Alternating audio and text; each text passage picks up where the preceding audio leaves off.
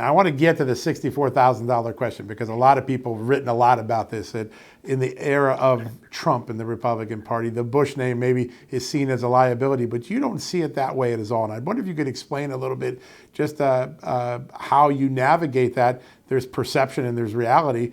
A lot of your policies are directly aligned with all of the conservative policies, not only President Trump, but going back generations to your family. How do you deal with that issue on the trail and in the media and places where it comes up?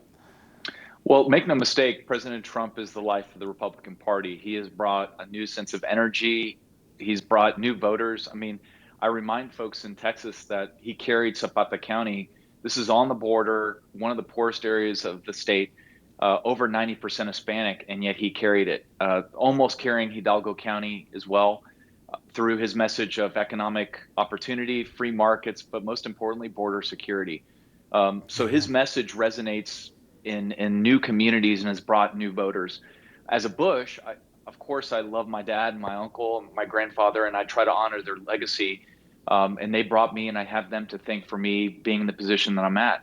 But the reality is, and I make this argument all the time when I'm with them, is that President Trump is the future of the party. We need to carry on the successes that we've had this past November in our state, helping to elect new down ballot candidates and carry on this legacy. Because, in short order, I said this last summer where I said President Trump is the only thing standing between our country and socialism.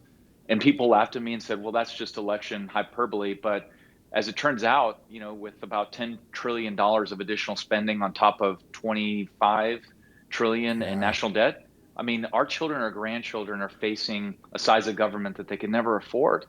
And Yep. this is no longer about our generation, John. This is about our kids and our It grandchildren. is. And among younger people, polling is showing that 2 of 3 young Americans are open to socialism. So I take this threat very seriously.